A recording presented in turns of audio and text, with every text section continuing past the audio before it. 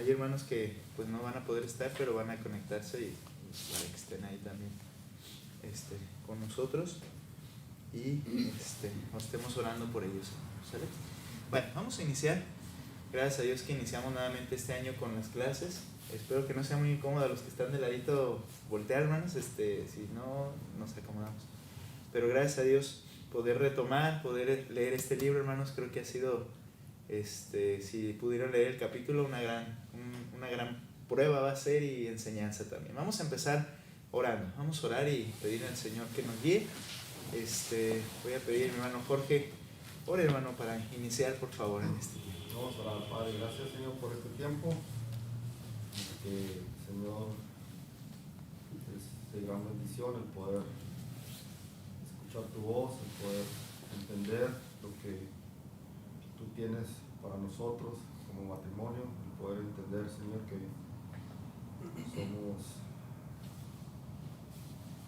una humanidad caída, Señor, en pecado, y que requerimos de tu gracia para poder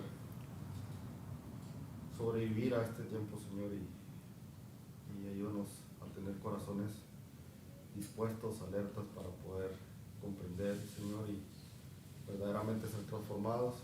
Sabemos que la aflicción y los sufrimientos, la enfermedad es parte, Señor, de tu plan perfecto, Señor, porque no nos dejarás como nos rescataste, nos transformarás y cambiarás a tu imagen, y te agradezco, Señor, por ello, Señor.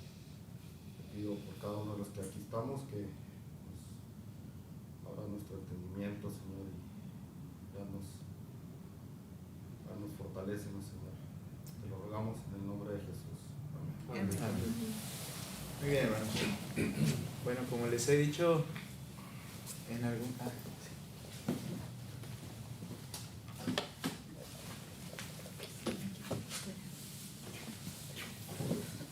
Adelante, hermano. ¿Y su marido? Si no, no puede entrar. ¿Ya se fue? Ay, no puede entrar. Ya hemos tenido otro ratito. Esta nomás debo entrar. Muy bien, hermanos. Bueno, nuevamente estamos aprendiendo, estamos conociendo. Ya lo he explicado antes. No se trata de que yo soy el especialista. Estamos cada uno en nuestra propia lucha en casa, dificultades, necesidades, transformación. Y este libro va a aportar para eso, ¿no? Va a aportar en nuestras vidas, va a aportar en quienes están planeando también un día poder formar una familia, en quienes ya la empezaron a formar. Ya lo hice. Algo que decirle a Isma antes de que... muy bien, gracias a Dios estamos en varias etapas, ¿verdad? Algunos ya tienen muchos años de estar juntos, otros tenemos muchos años también y dificultades que hemos pasado que quizá otros no. El Señor todo lo tiene en su sabiduría, en su tiempo, y lo vamos a hacer de esta manera. Este libro lo vamos a trabajar de esta forma.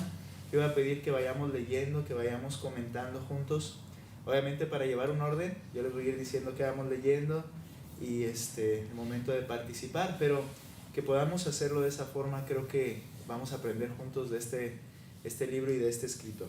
Entonces, por favor, yo les invito a que vayan a la página 1 y voy a leer ahí en el tercer parrafito. Bueno, antes de eso, se dieron cuenta de que hay unos compromisos, compromiso 1 al 6. Después de algunas lecciones vamos a irlos tratando, leyéndolos, y quiero que los memoricemos, quiero que los aprendamos cada uno de ellos en su momento cuando lleguemos ahí. Los compromisos que queremos hacer como matrimonio al leer este libro, hermanos, lo vamos a ir checando ahí y aprendiendo de memoria esos compromisos. Ahora, el primer tema, el primer capítulo se llama ¿qué estabas esperando? Así como se llama el libro. ¿Qué estabas esperando? ¿No? Y habla de expectativas. Ahora, ahí en el tercer parrafito leo lo siguiente, así me pueden ubicar ahí después del ejemplo de Samuel y María. Dice: me he sentado con muchas parejas mientras estaban en el proceso de considerar casarse, lo cual ha sido frecuentemente una experiencia un poco frustrante para mí. No me he frustrado porque ellos estuvieran locamente enamorados. Yo creo que es maravilloso cuando un hombre y una mujer se aman el uno al otro, ¿verdad? El que desean unirse en matrimonio y consideran todo lo bueno que va a venir, ese no es el problema. Sino el último parrafito, fíjese lo que dice ahí, leo ahí. Esto es lo que me ha frustrado una y otra vez. Las expectativas irreales. Allí está, lo dije. Estoy convencido de que es más usual que inusual el que las parejas se casen con expectativas poco realistas. Una y otra vez me he sentado con parejas que simplemente no parecen tomar en serio las cosas importantes que la Biblia tiene que decir sobre lo que cada matrimonio encontrará en el aquí y el ahora. Las expectativas irreales siempre llevan a la decepción. Y esta parte que fue muy acertada en la introducción, entender que la Biblia ya lo había dicho y que nosotros muchas veces lo hemos ignorado, pero vamos a darnos cuenta de algo. Constantemente hacemos eso y lo seguimos haciendo casi de manera permanente. Vamos a hablar un poquito acerca de eso. Si bien ya nos casamos, los que ya nos casamos por hace algún tiempo, y decimos, sí, es verdad, teníamos ideas poco realistas, a veces las seguimos teniendo, porque seguimos a veces olvidando, no atendiendo lo que la Biblia dice. Cosas que deberíamos estar listos, seguimos sin estar listos, porque necesitamos atender más a la Escritura. Ahora, quiero que vea ahí donde dice, usando la Biblia bíblicamente. Y le vaya. Ahorita les voy a pedir que me ayuden a ir leyendo, ¿de acuerdo? Usando la Biblia bíblicamente. Parte del problema es la manera en que usamos la Escritura. Erróneamente tratamos la Biblia como si estuviese clasificada por temas, tú sabes, el mejor compendio del mundo sobre los problemas humanos y las soluciones divinas. Un poquito más adelante dice, pero la Biblia no es una enciclopedia, es una historia. La gran historia de principio a fin de la redención, de hecho, es más que una historia. Es una historia teológicamente comentada. Es una historia con las notas de Dios.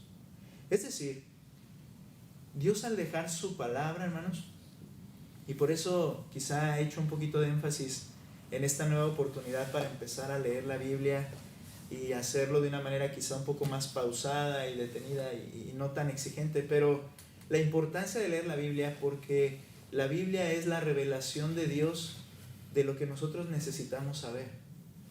Y lo que necesitamos saber no solo de Él, sino que al saber lo que Él es, entender lo que nosotros debemos ser y las cosas que debemos cambiar. No va a ser de otra forma si no es a través de la Escritura. Y si nosotros no entendemos que las Escrituras son las que nos equipan, ahora cuando usamos ese término equipar, como lo dice en Timoteo, ¿cuál es la idea? Que en mi mochila yo traiga las herramientas para lo que voy a enfrentar. Eso es equipar. Entonces, si no entiendo que la Biblia es tan importante para mí, no voy a estar preparado, ni voy a tener la herramienta que debería usar en el momento preciso, porque he ignorado voluntariamente las Escrituras. Necesitamos leer la Escritura. No es suficiente y es una gran bendición el estar en la iglesia y escucharla, y el Señor nos habla, pero necesitamos entender que necesitamos más de ella cada día. Entonces, así como nosotros nos preparamos para alguna actividad o un trabajo o alguna cosa que tenemos que hacer y estamos invirtiendo tiempo en ello, necesitamos invertir tiempo en la Escritura porque nos prepara para la vida, nos equipa para la vida.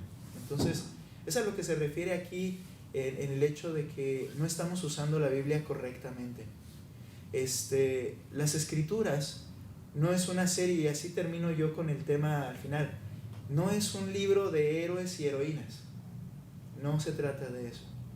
Se trata de un Dios santo que está transformando una raza que está pervertida por su pecado. De eso trata la Escritura. Y yo soy uno de esa parte. Entonces necesito saber y ver qué es lo que el Señor quiere hacer en mí. Aunque yo he tomado aquí el leer yo todo esto, está bien, les quiero enseñar más o menos cómo lo vamos haciendo. Pero en la página 3, vean el segundo parrafito, el inicio del segundo parrafito, donde dice, de hecho, podríamos argumentar, en la medida en que cada porción de la Biblia nos habla de Dios, de nosotros, de la vida en este mundo y de la naturaleza del conflicto humano y la solución divina, en esa medida cada pasaje de la Biblia es un pasaje matrimonial. Yo les he dicho varias veces que el pasaje más amplio de que hable del matrimonio, ¿en dónde se encuentra? ¿Se acuerdan? De hecho, lo hemos estudiado por varias veces, en varias ocasiones. Cantar de los cantares. Bueno, ahí habla del matrimonio, ¿cierto? Pero en cuanto al funcionamiento práctico y ¿Eclesiastés? qué debemos hacer y no. Eclesiastés, ¿no? No. Efesios 5.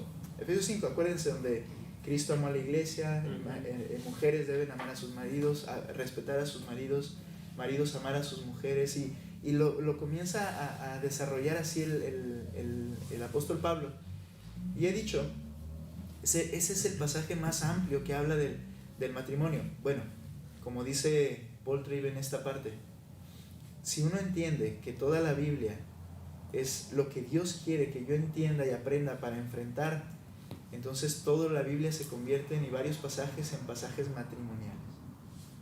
Que ahí cuando vemos acerca de la airaos pero no pequéis, ¿en dónde se aplica en primer lugar? En el matrimonio. La envidia, el egoísmo, el amar, el perdonar, el edificar, el poder exhortar. Todo lo que la Escritura enseña se convierten en pasajes matrimoniales, y necesitamos entender que no es un solo texto, es toda la Biblia la que nos quiere preparar para poder seguir viviendo la vida matrimonial. Ahora, tengo una pregunta y me gustaría escucharles. ¿De qué manera una enseñanza, por ejemplo, de cómo es Dios, de su carácter, te ha servido en tu relación matrimonial? No es un texto matrimonial, pero hablamos y oímos algo acerca del carácter de Dios en algún aspecto. ¿Alguno el que te haya ayudado a ti en algún aspecto en tu relación matrimonial? ¿Algo? Yo. Sí. Bueno, a mí el que me resuena mucho es el Evangelio, ¿no? Que lo veíamos en el libro pasado, de que pues Dios nos perdona, y aunque no lo merecemos, entonces igual uno debe de perdonar. Porque dice, ¿cómo? Bueno, no me acuerdo dónde dice, ¿cómo vas a amar a Dios si no lo ves? ¿Y cómo vas a amar a la persona que está contigo, ya sea tu esposa o un amigo, ¿no? Si lo ves y no lo perdonas. Primera de Juan. Muy bien, vamos a darle gracias, Gerard. ¿Alguien más, hermanos? ¿Algún aspecto, por ejemplo, del carácter de Dios que te ha servido en tu matrimonio? Y habló que era de amar y perdonar. ¿Algo más? Pues de que a mí me ayuda mucho la fidelidad de Dios, porque digo, cuando yo me siento así muy devastada por algún problema, o me siento que no puedo salir de algo, de alguna situación, y digo, Dios es fiel, Él está conmigo, Él por algo me está haciendo pasar por eso y todo. Entonces en el matrimonio también, cuando hay alguna situación muy difícil, yo pienso en esa fidelidad, y también trato de que algunas cosas que como pareja tenemos compromisos, ¿verdad? Yo voy a ver por ti, tú por mí, yo voy a estar al pendiente de tus cosas, vamos a estar coordinados, vamos a estar en comunicación. Entonces ser fiel a eso también, porque es lo que de alguna manera nosotros, cuando sentimos esa fidelidad de Dios, pues en el matrimonio también se debe de manifestar de alguna forma. Gracias, hermana, cómo aspectos que parecieran no relacionarse tienen relación con todo en la vida que tenemos como matrimonio? En nuestras relaciones personales se debe reflejar la relación entre Dios y nosotros. Entonces es una gama tan amplia en que la relación de Dios conmigo me está enseñando cómo relacionarme con la persona que está a mi lado.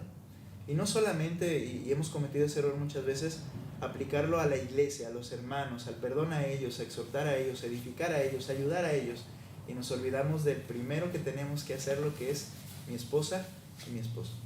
Entonces, qué hermoso entender que no tenemos un texto solamente para el matrimonio, sino un libro completo para nuestra vida, relaciones, particularmente nuestro matrimonio. Ahora, hermano Manuel, ¿cómo anda de lectura y de garganta? Sí. ¿Bien? ¿Eso? Sí. Ok, lea por favor el subtítulo y el primer párrafo que dice, por favor no arruines esto. Ayúdame a leer esa parte. Sí, claro. Por favor, no arruines esto. Pero las expectativas irreales tienen otra fuente. Es casi como si los potenciales esposos fuesen motivados a no oír la verdad sobre lo que inevitablemente enfrentarán, porque no quieren que nada arruine el sentimiento desmesurado que los ha dejado en un virtual delirio romántico. Nuevamente, quiero decir que, en mi opinión, ese afecto profundo y mutuo en una cosa hermosa, pero no debemos dejar que nos mueva a negar la realidad. ¿De qué manera se niega la realidad? Dice, cuando no quieres oír la verdad, lo que vendrá, ¿verdad? Lo que realmente se enfrentará, sino que piensas que las cosas no van a suceder así como a otros les han pasado. En el siguiente página 4, fíjense lo que dice, donde dice, he aquí, segundo parrafito. Por favor, Jera, ¿puedes leer? Y luego les vamos a dar chance a las hermanas también. He aquí. He aquí como suele operar. Ustedes están enamorados y convencidos de que el amor que ahora sienten los sacará adelante frente a cualquier cosa que deben enfrentar. Simplemente no quieren analizar las potenciales dificultades. No quieren considerar lo que podría suceder. No quieren dejar que el futuro se entrometa en lo que están experimentando ahora. Su capacidad de concentrarse es corta. Están enamorados y eso les gusta, y no van a dejar que nada se interponga en el camino. Se miran el uno al otro con ojos vidriosos y están seguros de que el poderoso amor que sienten los sacará adelante por encima de lo que sea. No sienten que tengan mucho que temer. Están seguros de que poca gente ha sentido el amor que ustedes sienten. Saben que otras parejas tienen problemas, pero están convencidos de que ustedes son diferentes. Están seguros de que ellos no pueden haber sentido lo que ustedes sienten. Ustedes están enamorados y están seguros de que todo saldrá bien. Simplemente no están interesados en ser realistas. Ser realistas. Hermanos, ¿cómo ayudar a quienes están ahora en ese sentido cegados? Quizá ustedes y nosotros que ya tenemos más de un mes de casados, ya entraron en esa categoría. Ya, todavía no. ¿Ya? Sí, pues sí, cómo no. No vale porque no estuvo aquí. Sí, hubo una pausa matrimonial. Bueno, ya entran en esa categoría. Pero, ¿cómo ayudar a quienes vemos que no están viendo la realidad? No están siendo realistas. ¿Cómo les podemos ayudar? ¿Les ha tocado ayudar a alguien después de, yo creo que de lo que hemos ido aprendiendo en matrimonios, les ha tocado ayudar a alguien a poder ver un poco más la realidad? ¿Alguien, hermanos? ¿Algún consejo a alguien, a una pareja joven? ¿O algunos? ¿Hermana María? Sí, a mí me ha tocado con las clientas que a veces se quejan de sus maridos y dicen que pues ya no son los tiempos de antes y todo, entonces ya me ha tocado como compartirles que los tiempos no han cambiado, que pues el tiempo está desde que Dios lo puso, ¿verdad? Y es el mismo. Entonces sí me ha tocado. Ajá. Ayudarles a ver la realidad de eso. Sí, de dónde venimos, a dónde vamos y cuál es nuestro rol como matrimonio. Gracias, hermano. ¿Alguien más, hermanos? ¿Qué era? ¿Se acuerda cuando nos dio el cursito ese que me pasó las hojas? ¿Cómo se llamó? El que vimos. El rol de los El rol rol del esposo y hombre la y de- esposa. ajá. Ese se lo compartí a unos amigos que no son creyentes. Y pues como que lo tomaban a juego, ¿no? Pero sí me escuchaban, o sea, sí lo terminaron. Yo dije, pues ya Dios obrará en lo que tiene que, porque entre eso pues también les comenté el evangelio, lo que pedía Dios, por qué lo pedía Dios. Y ya no tengo tanto contacto con ellos como antes, ¿no? Pero sí me ha buscado a veces mi amigo como para que le dé un consejo o lo regañe. Le digo, pues tú ya tienes tú más de casada, creo ya tiene 10 años. Pero se me quedó algo grabado que me dijo, es que, dice, yo debo de preocuparme más por mi esposa que por mis hijos, o sea, mis hijos también. Y fue algo que yo le dije, porque venían las hojitas, entonces dije, pues Dios está obrando ahí, o sea, porque antes él dejaba que le interfiriera que la mamá, que la hermana, que los hijos, que el suegro. Entonces pues gracias a Dios como que ahí van. Entonces yo siempre cuando me preguntan, ¿no? Hasta le presté un libro, no creo que lo haya leído, pero ya se lo voy a decomisar. Pero yo siento que, siente que le voy a dar un consejo que tal vez no está cargado hacia su lado, hacia el de ella, sino que es lo que te pide Dios. Y les digo, no busques el consejo mío, busca el consejo de Dios, ¿no? Trata de, pues no sé, buscar un libro, pero de Dios. A mucha gente les he compartido el de Aviva Nuestros Corazones. Les digo, escúchenlo, es de mujeres, pero les sirve a los hombres. Sí, claro. Sí. ¿Alguien más, hermanos? ¿Alguien que haya aconsejado, ayudado a poder ver la realidad? Hermano, una de las cosas más duras que me ha tocado ver en cuanto a la realidad de las situaciones matrimoniales es la parte de la negación cuando existe el pecado, principalmente de la infidelidad. Es muy doloroso para la persona que se mantuvo fiel. Y luego peor cuando hay cinismo de la otra parte. Es una situación muy dolorosa que tarda mucho en sanar y pues no, pues solamente el Señor, ¿verdad? Pero es una realidad, no es algo que pase cada siglo, es muy cotidiano, se da mucho entre nuestra sociedad y varias veces me ha tocado verlo acompañado, inclusive es la parte que es más dura todavía, que duele más, yo creo, el cinismo de la otra parte, del infiel, ¿no? Bueno, ya dije que generalmente me tocó tratar con varones infieles y es una cosa muy, muy dolorosa. Y solamente Dios puede sanar esa situación. Sí. ¿Y quién estaba preparado para eso? O sea, ¿a quién siquiera lo puso en su radar? Nadie se casó pensando en que... No nos casamos pensando en eso. Sin embargo, es algo que puede pasar y que debemos estar listos, ¿no? Por eso hay que ver las naturalezas que el Señor nos hace ver.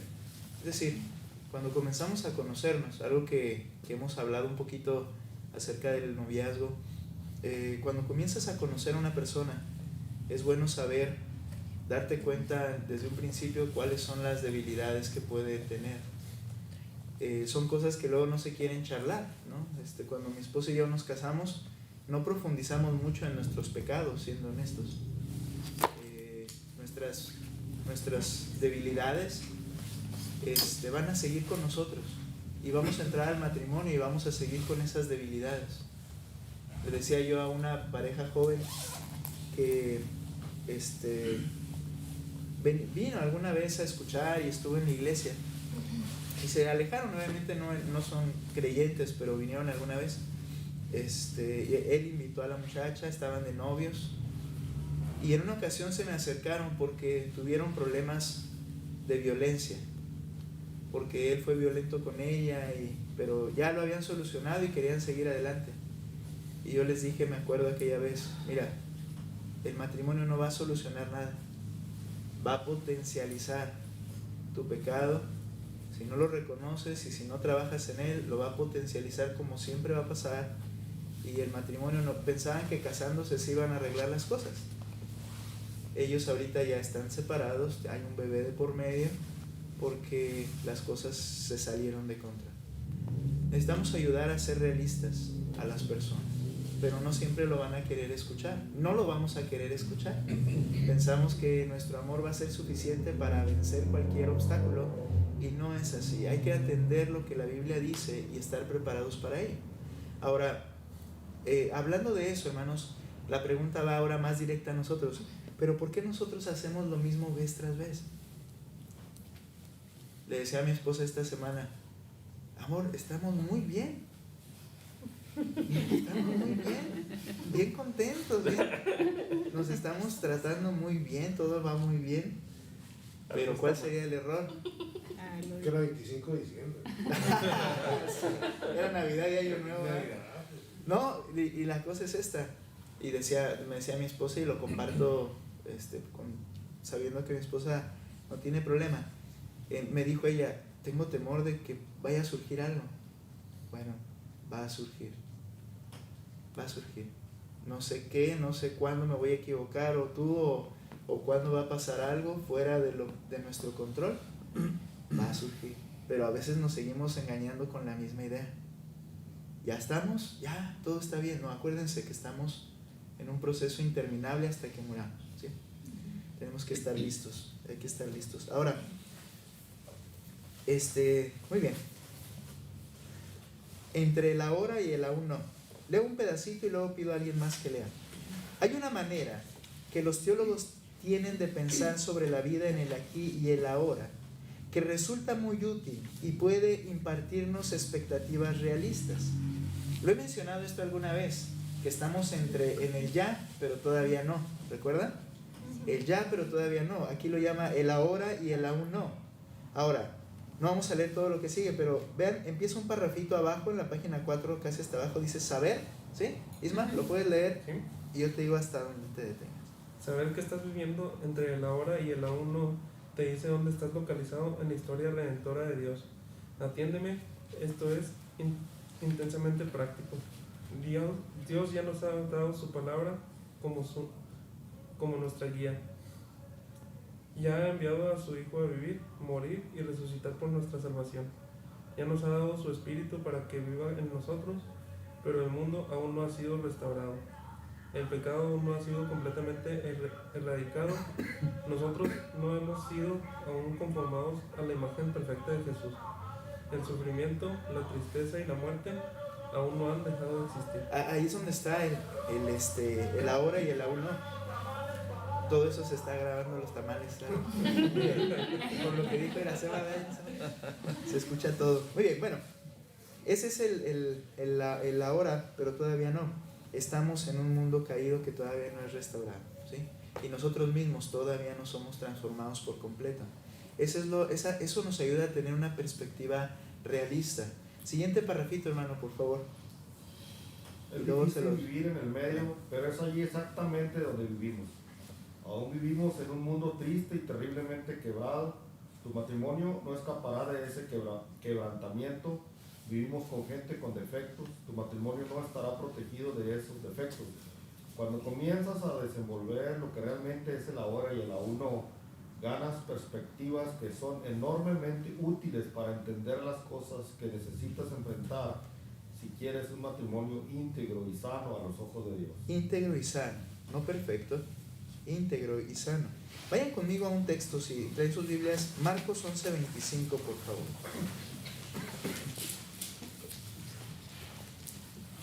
Marcos 11:25. Hermano Jaime, cuando lo encuentre, ayúdenos por favor a leer. 25.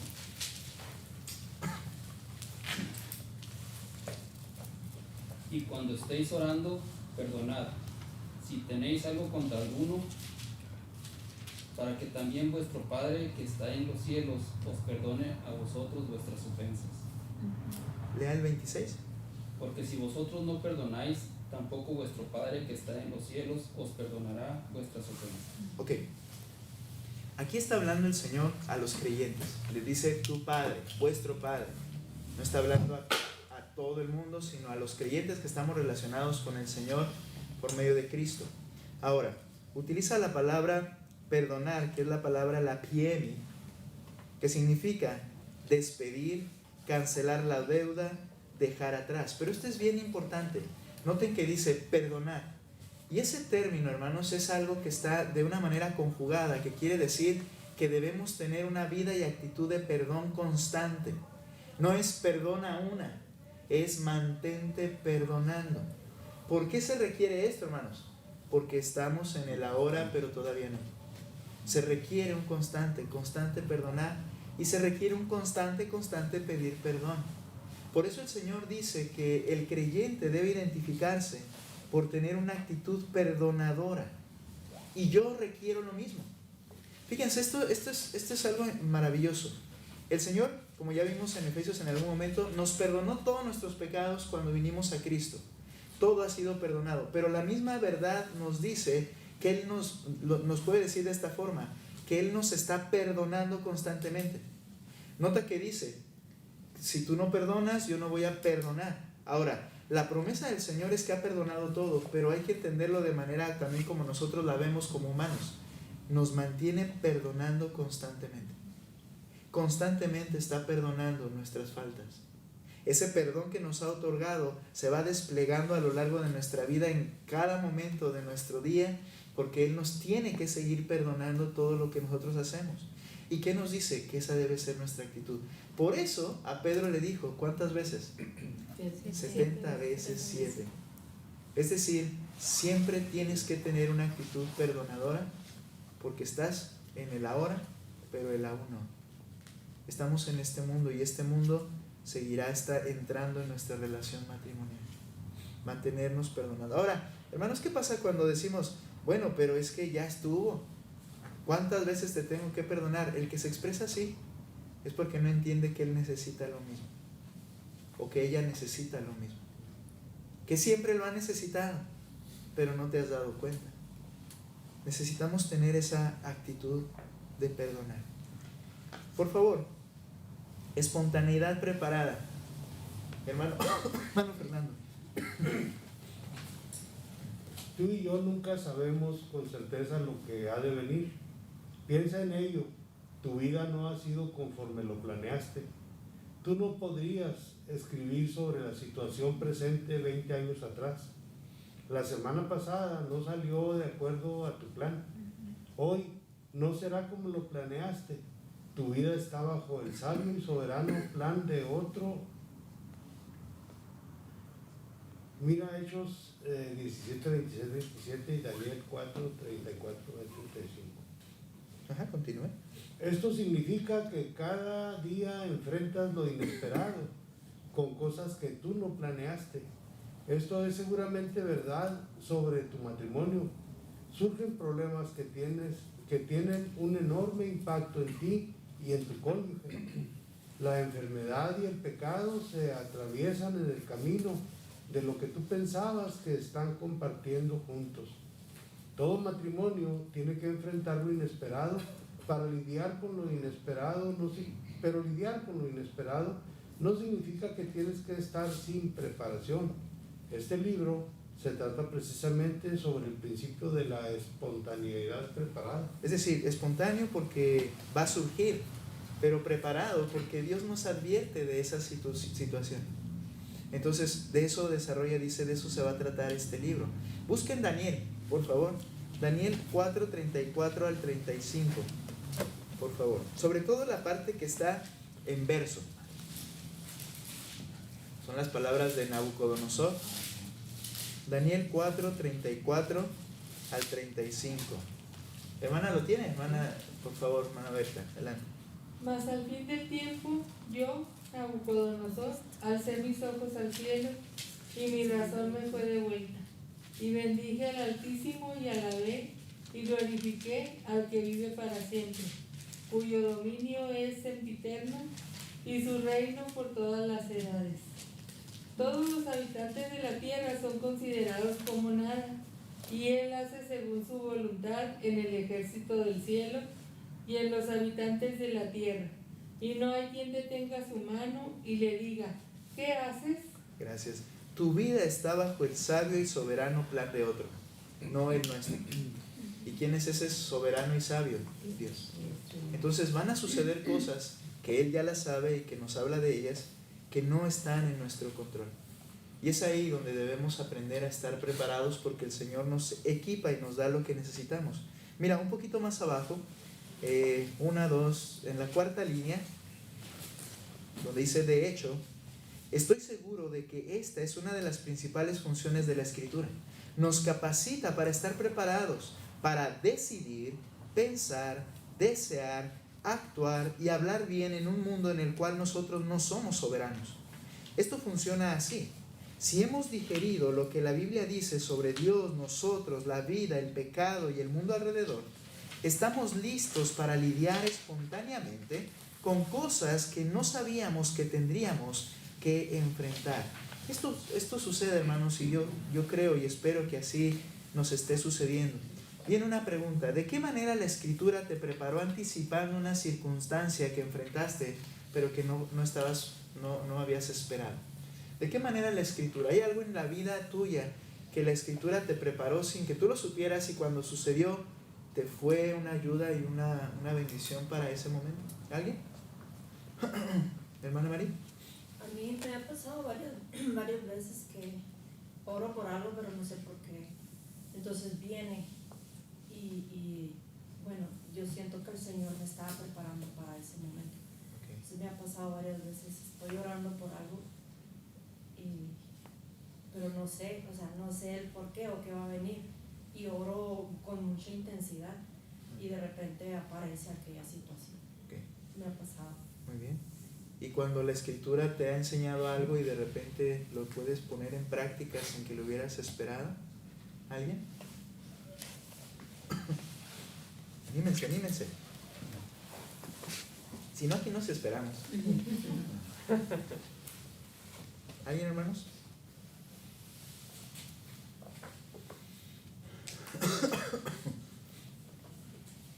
Yo creo que todas las cosas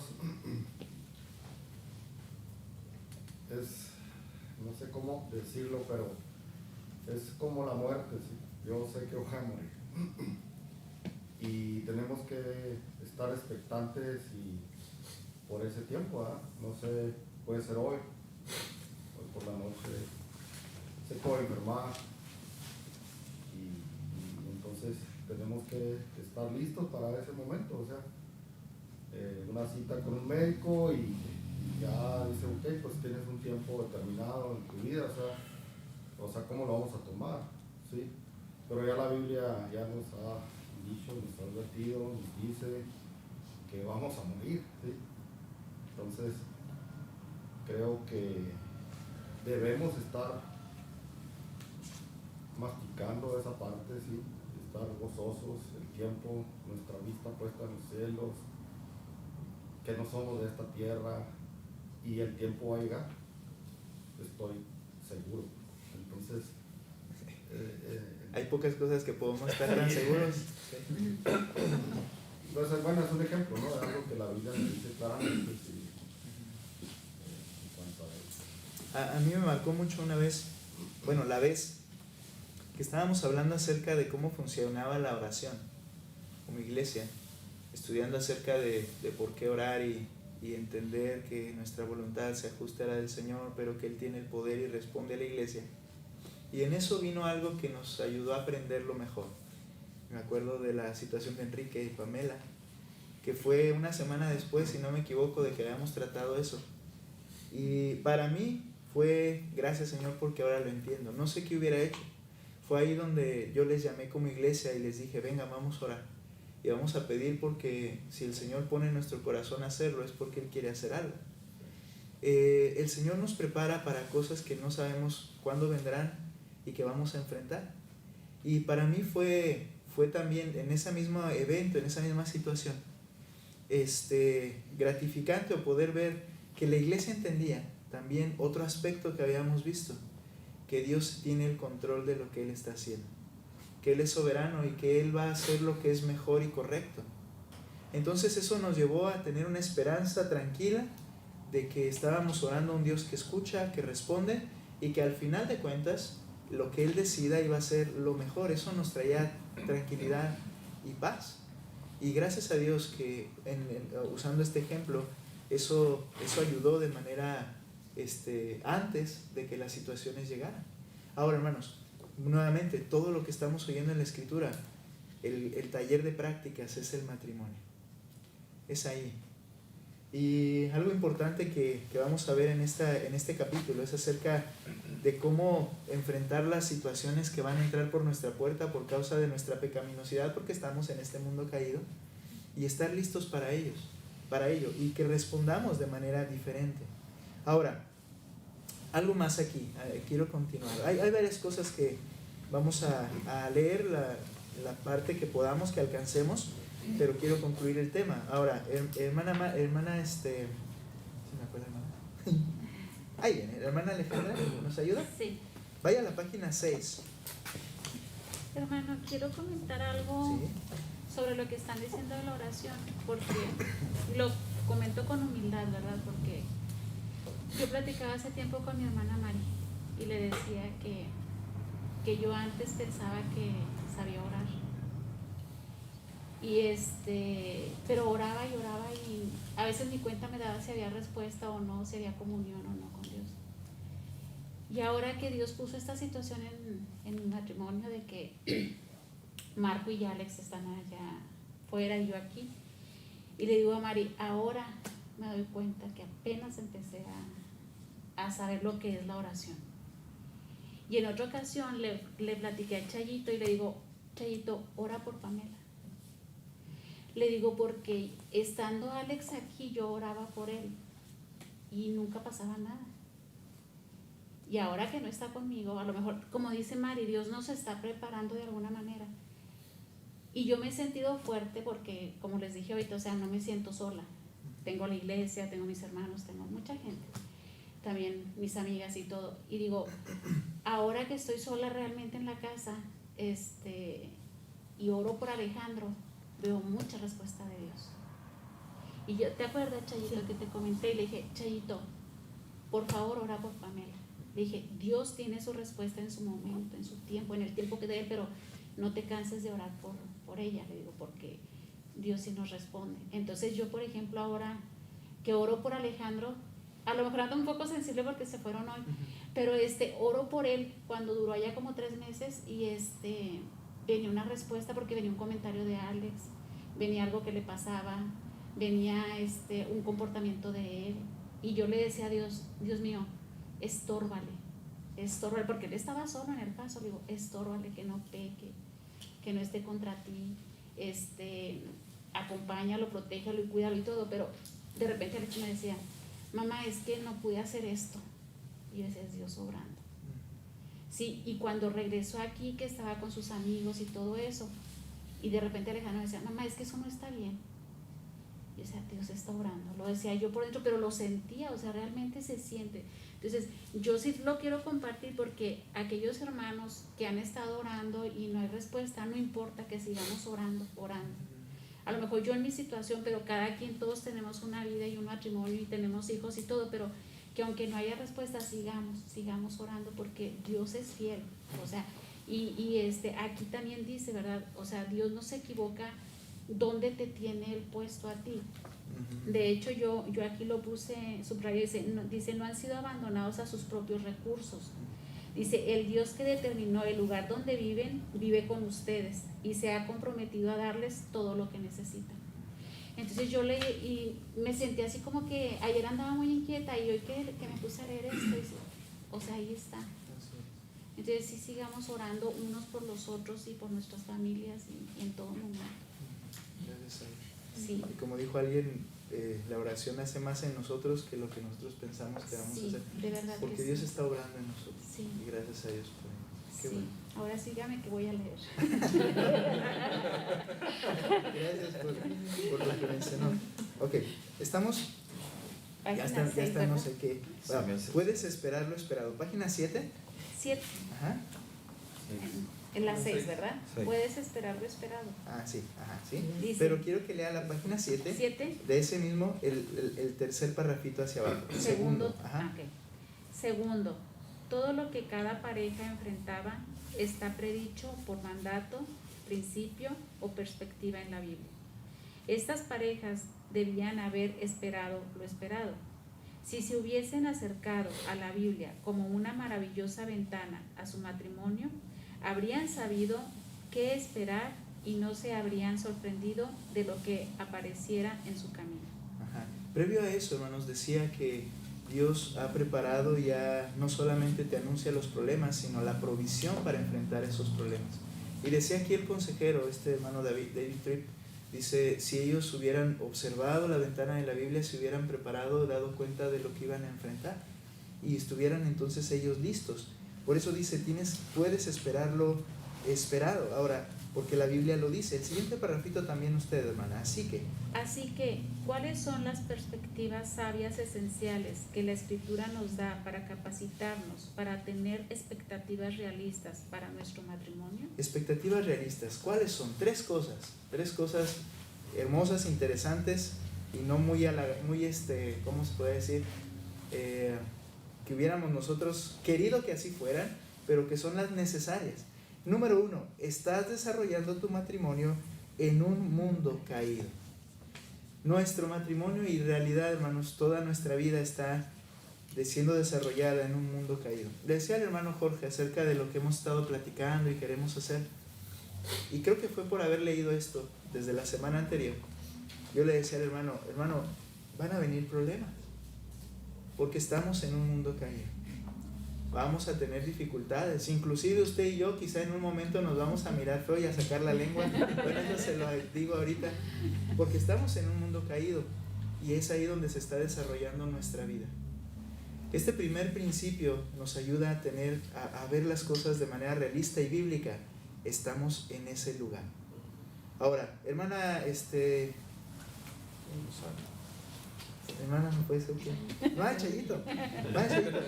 Lea el párrafo segundo, la página 7, por favor, y continúe a la siguiente página. ¿Qué dice? Estás desarrollando todos ¿sí? Tu matrimonio en un mundo caído. Muy bien, sí. Todos enfrentando lo mismo. Ajá. Nuestros matrimonios viven en medio de un mundo que no funciona como Dios lo quiso. Por algún motivo, de alguna manera, tu matrimonio es alcanzado diariamente por el quebrantamiento de este mundo. Tal vez simplemente tiene que ver con la necesidad de vivir con los inconvenientes menores de este mundo roto. O quizás estás enfrentando asuntos graves que te han alterado el curso de tu vida y tu matrimonio. Pero una cosa es segura, no escaparás del medio ambiente en el que Dios ha escogido que vivas. No es un accidente que estés conduciendo tu matrimonio en este mundo quebrantado. Nada de esto es destino, casualidad o suerte. Todo es parte del plan redentor de Dios. Hechos 17 dice que Él determina el lugar exacto donde tú vives y el tiempo exacto de tu vida. Él conoce dónde vives y no le sorprende que estás enfrentando. Aunque enfrentes cosas que no tienen sentido para ti, hay sentido y propósito para todo lo que te sucede.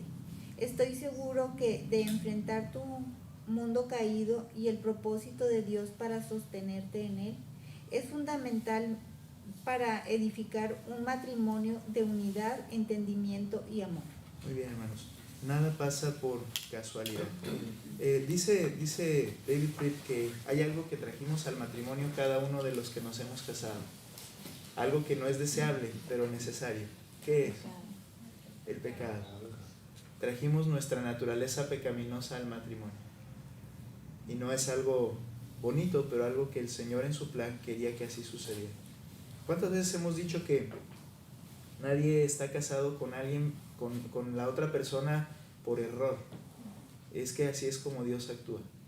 Estás con la persona correcta para la obra correcta, que es la que Dios quiere hacer en nuestras vidas.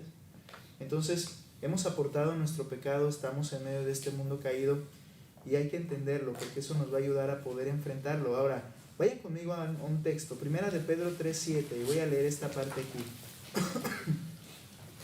Primera de Pedro, capítulo 1, versículos 3 al 7. Capítulo 1, versículos 3 al 7. ¿Listos? Ok. Por favor, ¿quién lo tiene por ahí? ¿Me ayudan a leerlo? Todos lo tienen, ya sé. Ok, gracias. Échale fuerte. Bendito es Dios y Padre de nuestro Señor Jesucristo, que según su grande misericordia nos hizo renacer para una esperanza viva por la resurrección de Jesucristo de los muertos, para una herencia incorruptible, incontaminada e inmarcesible, reservada en los cielos para vosotros, que sois guardados por el poder de Dios mediante la fe, para alcanzar la salvación que está preparada para ser manifestada en el tiempo postrero. Qué hermosas promesas. Ahora, ¿qué sigue? En el cual vosotros os alegráis, aunque ahora por un poco de tiempo, si es necesario, tengáis que ser afligidos en diversas pruebas, para que sometida a prueba vuestra fe, mucho más preciosa que el oro, el cual, aunque perecedero se prueba con fuego, sea hallada en alabanza, gloria y honra cuando sea manifestado Jesucristo. Leo en la página 8, donde dice 1 Pedro 3:7, afligido, pruebas y sometida a prueba. Estas palabras deberían hacer que nos detengamos. Un poquito más abajo, 4 líneas. Cada una de estas palabras es instructiva e interpretativa. Primero, tú no escaparás de las aflicciones de la vida en este mundo caído. No nos podemos zafar. Vamos a pasar. Esas aflicciones pueden ser un dolor momentáneo o un momento significativo de pérdida. El punto es que en el camino la aflicción nos tocará a todos, ya sea en maneras pequeñas o significativas. Mira, por su gracia, el Señor ha determinado qué aflicciones tú y yo vamos a pasar. Por ejemplo, un cristiano en Estados Unidos, con una economía en Estados Unidos, con una iglesia y mega iglesia en Estados Unidos, está pasando sus propias aflicciones que por la gracia el Señor quiso que pasara para su transformación. No es un comunismo el cristianismo. No hay ninguna porción en la Escritura que dice que todos debemos estar igual. No lo hay. Hay un cristiano en África que está siendo perseguido, y les platicaba a los de discipulado, y que están siendo quemados por ser cristianos, vivos. Y uno dice, ¿pero por qué tanta diferencia? Bueno, el Señor en su gracia determina las aflicciones necesarias que debemos pasar, pero todos vamos a pasar por aflicciones. Ahora, pueden ser las más graves o pueden ser las más pasajeras en un sentido que pensemos, pero no estamos exentos de que eso va a pasar. ¿Cuántos hermanos nuestros están enfermos en este momento? Hablaba con el hermano Darío, apenas podía hablar. La vacuna le hizo reacción y estaba malito. Ok, ¿cuántos no están pasando por eso? Ahora, ¿lo podemos evitar? No la enfermedad. ¿Podemos evitar la aflicción que el Señor ha determinado que nosotros nos toca pasar para nuestra transformación? No, debemos estar listos para ello. Y el Señor, como dice la hermana, nos va a dotar con lo necesario para enfrentarlo, porque Él sabe el lugar, el momento y las circunstancias. Entonces dice Paul Tripp, aflicción es lo primero. Lo segundo, ahí mismo, todos enfrentamos pruebas, sufriremos cosas que nunca hubiésemos planeado o puesto en nuestra agenda, nos afligiremos porque enfrentaremos dificultades que no anticipamos ni planeamos. Pruebas, cosas que van a venir a nuestra vida necesarias para nuestra transformación. Nuevamente, aflicciones que se convierten en pruebas, perfeccionamiento en nuestras vidas, la vamos a pasar. Uno se pregunta, cuando recién llegamos al seminario allá en Mante, recién el primer año, uno de los pastores de la región, conocido, al parecer, yo no lo conocí, pero al parecer tenía un buen ministerio y todo esto, iba en un viaje con su familia, su llanta se ponchó y salió despedido, y en las noticias estaba su cuerpo allí como murió, y uno dice, ¿pero por qué a él? Un pastor. Bueno, Dios sabe y pone las situaciones de cada uno en su momento. Jamás deberíamos al entender esto, poner una cara de, ¿pero por qué? Si entendemos esto, diremos, el Señor sabe lo que está haciendo. Lo que puso la hermana Ángela estaba fuera, me tocó verlo ahí, ¿no? Aunque cuando te toca, aunque te quites, no lo vas a poder evitar, y lo contrario, ¿no? Si no te toca, aunque te pongas, no te va a pasar nada. Sí. Entender que Dios es soberano y que, como lo dice el texto de Daniel 4:35, ¿no? Que todos los habitantes de la tierra son considerados como nada, y Él hace su voluntad en el ejército del cielo como los habitantes de la tierra, y no hay quien le tenga su mano y le diga qué haces. O sea, yo creo que la medida de la aflicción va a ser distinta en cada uno de nosotros, en la medida de la que el Señor sabe que necesitamos. Yo puedo mirar y le digo, Señor, híjole, porque entre más testarudos, entre más necios, entre más nuestro pecado es, yo creo que nos toca más de esa aflicción, no sé. Y sí, es una expectativa que uno tiene, ¿no? ¿Cuánto viene? Porque sé que viene, lo sé. O sea, esa es una realidad que tenemos que entender y vivir. O sea, él lo va a hacer. ¿Por qué? Porque no nos va a dejar como nos rescató, o sea, nos va a transformar a su imagen y muchos necesitamos de mucha aflicción para poder transformar. Esa es la realidad. Él sabe hasta cuánto y cómo y cuándo, ¿verdad? De verdad, a veces uno puede pensar, a lo que menciona el hermano, decir, no, esta persona necesita más y a veces no va a pasar. O sea, lo que dice el hermano, cuando dice el texto que las gentes del mundo son considerados como nada, no habla de un menosprecio, no habla de algo así, sino está diciendo lo que se va a llevar a cabo no es lo que cada quien quiere, sino lo que Dios quiere. O sea, por eso son considerados como nada su voluntad en ese sentido. Yo voy a hacer lo que es mejor. Y eso es lo que nos ayuda a entender. Y la palabra final nos trae el retrato completo de la vida en este mundo caído. La frase sometido a prueba no significa prueba como en un examen, no. Significa templado o refinado. Siguiente parrafito, por favor. ¿Quién sigue? Hermana Cristi. Con esta expresión, sometido a prueba, Dios te dice una de las cosas más importantes que deberías entender acerca de tu matrimonio en el aquí y ahora. Dios decidió dejarte en este mundo caído para vivir, amar y trabajar, porque Él se propone usar las dificultades que enfrentes para hacer en ti algo que no podría hacerse de otra manera. La mayoría de nosotros tiene un paradigma personal de la felicidad. Ahora, no es malo querer ser feliz, no está mal luchar por la felicidad marital. Dios te ha dado la capacidad de disfrutar y ha puesto cosas maravillosas a tu alrededor para que las disfrutes. El problema no es que esto sea una meta equivocada, sino que es una meta demasiado pequeña. Dios está trabajando en algo profundo, necesario y eterno. Si Él no estuviera trabajando en esto, no sería fiel a su promesa contigo. Dios tiene un paradigma personal de la santidad. No te desalientes por este lenguaje. Estas palabras significan que Dios está trabajando a través de tus circunstancias diarias para cambiarte. Y ahí es donde está la fidelidad de Dios. Él se comprometió a transformarnos, ¿cierto? Hacernos a su imagen.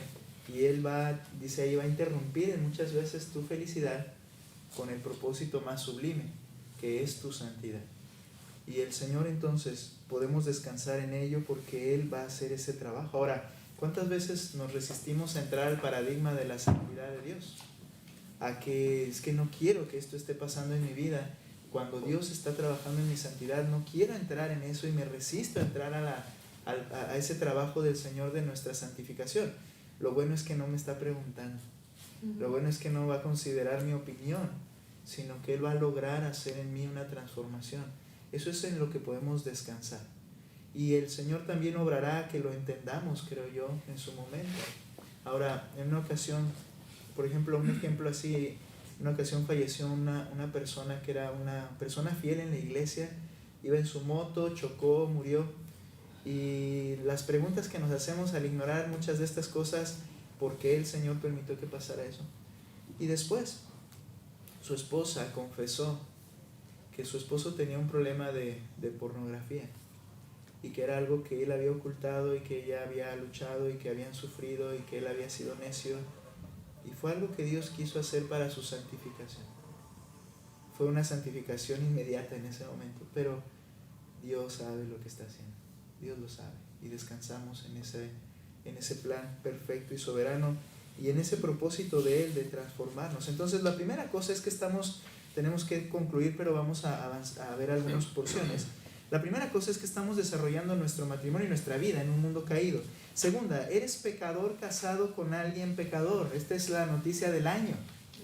Somos pecadores casados con pecadores. Por si no lo sabías, somos pecadores. Mi esposa lo descubrió muy pronto, pero así somos. Ahora, leo un poquito a la mitad del párrafo donde dice la mayoría de los problemas, espero que lo encuentre. Dice, la mayoría de los problemas que enfrentamos en el matrimonio no son intencionales o personales. A mí me impactó esto que vamos a ver. En la mayoría de las situaciones matrimoniales, tú no enfrentas dificultades porque tu esposo o esposa hace algo intencionalmente para hacer tu vida difícil. Sí, en momentos de enojo eso puede suceder, pero frecuentemente lo que realmente pasa es que tu vida está siendo afectada por el pecado, la debilidad y las fallas de la persona con las que vives. Tenemos que ver las cosas de manera correcta. Muchas veces cuando hay un pecado, y por ejemplo mencionaba el hermano el pecado del adulterio y la infidelidad, ese es un pecado que destruye el matrimonio, que destruye al cónyuge, es cierto, pero aún en ese pecado hay que entender algo, que la persona está haciendo y cometiendo un pecado no particularmente por amargarme la vida, sino porque es su pecado. Es su pecado. Si yo lo veo de esa manera, creo que aunque son heridas muy profundas, puedo verlo de manera distinta y puede haber consuelo. Porque entonces el problema es la persona y necesitamos ayudarla con ese pecado. A más de que lo hizo contra mí, lo está haciendo para mí, destruyéndome a mí, destruyendo a mis hijos, tenemos que verlo porque somos pecadores y Él está manifestando su pecado. Entonces, leo este párrafo importante, el segundo párrafo. En algún momento, bueno, voy a dejar que lea Iracema, por favor. En algún momento dado tú serás egoísta. En alguna situación hablarás rudamente. Habrá momentos de celos, amargura y conflicto. No podrás evitarlo porque eres un pecador y estás casado o casada con alguien pecador. Si minimizas las luchas del corazón que ambos traen al matrimonio, sucederá esto. Tendrás la tendencia a convertir los momentos de ministerio en momentos de enojo. Cuando tus oídos oyen y tus ojos ven el pecado, la debilidad y la falla de tu esposo o esposa no es por accidente, es siempre gracia.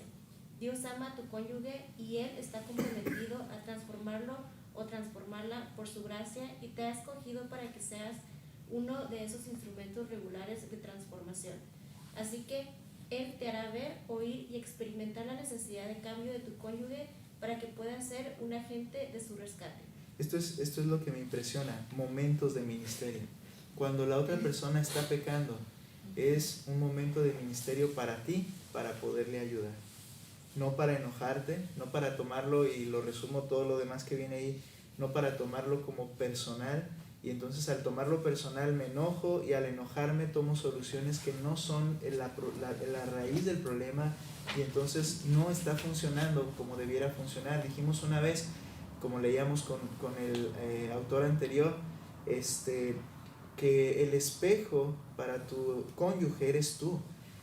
Dios te puso ahí para que Él pueda ver su pecado y Dios pueda trabajar en su pecado. Pero esto me encanta, pues, entender que es más bien tu ministerio. Es tu ministerio, es tu trabajo, ayudar a esa persona con su pecado y con su lucha, y la otra persona ayudarte con tu pecado y con tu lucha. Momentos de ministerio que omitimos, que abandonamos por nuestra mala perspectiva de las cosas como deberíamos verlas. Debo entender que Él es un pecador y yo soy un pecador, y estamos casados dos pecadores, una pecadora y un pecador, pero es un ministerio que Dios nos ha dado, ayudarnos uno al otro para nuestra santificación. Así ya no le apuntaremos con el dedo, nos enojaremos y le odiaremos.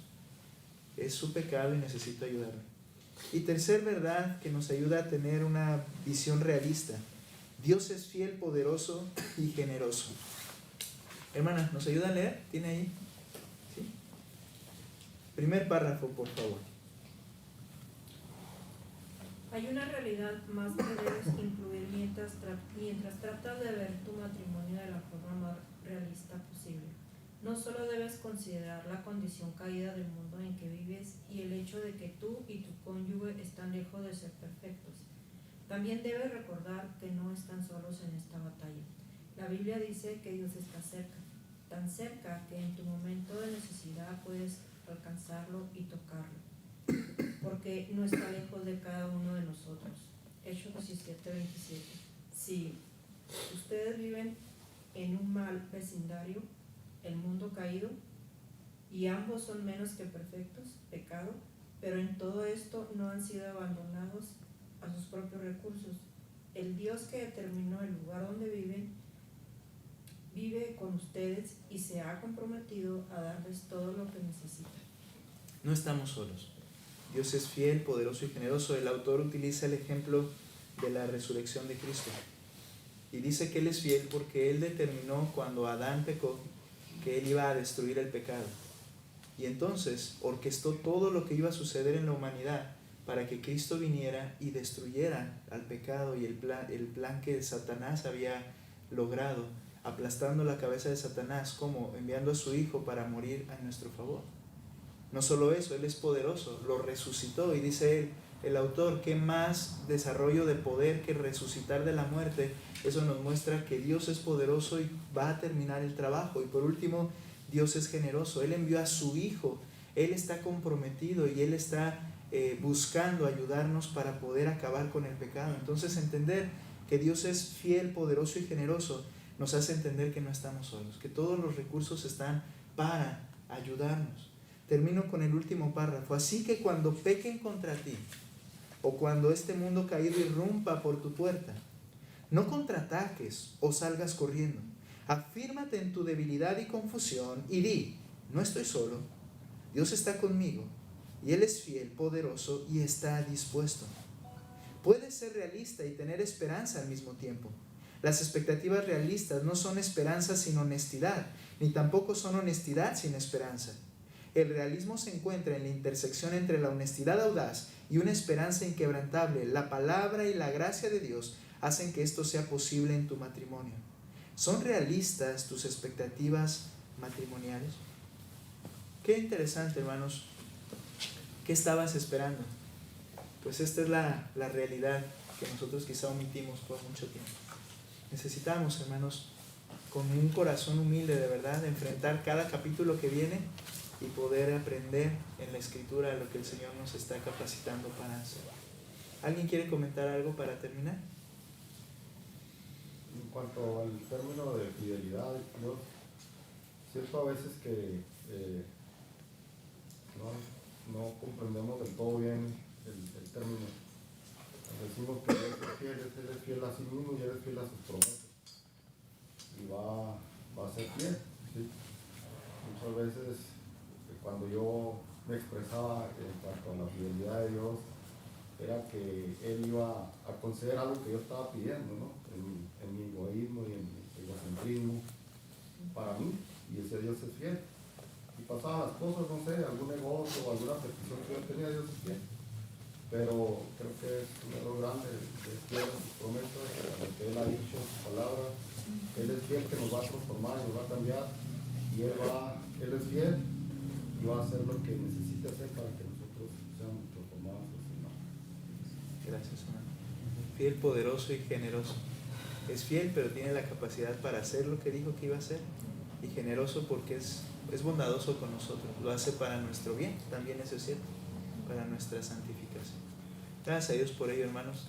Creo que todos lo hemos ya sabido y experimentado, que estamos en estas tres circunstancias, en un mundo caído, con un pecador casados, y que al final de cuentas también el Señor seguirá y necesita trabajar para transformarnos a nosotros. Él tiene todos los recursos y están a nuestro favor. Gracias a Dios por aprender estas cosas. Vamos a orar. Señor, gracias. Gracias por lo que estamos aprendiendo, mi Dios. Gracias, mi Dios, porque no te equivocaste. Has puesto a dos pecadores, los dos pecadores determinados que tú querías unir para trabajar en nuestras vidas, para tu gloria, Señor, y transformarnos porque tú eres fiel. Señor, que tu poder actúe y que nosotros, Señor, estemos cada vez más de acuerdo y buscando que tu obra, Señor, se lleve a cabo en nuestras vidas. Señor, tú te interesas y tú quieres llevarlo a cabo. Haz lo que tengas que hacer, mi Señor, y conforta a nuestros débiles corazones para que tu obra, Señor, se lleve a cabo y nosotros, con gozo, podamos, Señor, aceptarlo y gozarnos en lo que tú haces. Gracias, mi Dios, por cada matrimonio. Gracias también por las parejas jóvenes como Isma y que tú les ayudes, mi Dios, Iracema, Isma. Dales de tu gracia para que ellos comiencen a estar preparados de una manera diferente, Señor, de una manera real, viendo las cosas conforme a la realidad de tu palabra. Ayuda a nuestros matrimonios, mi Dios. Queremos ser ejemplo, pero tenemos que reconocer que también somos ejemplo al reconocer que somos débiles y pecadores en transformación constante. Gracias. En el nombre de Cristo Jesús. Amén.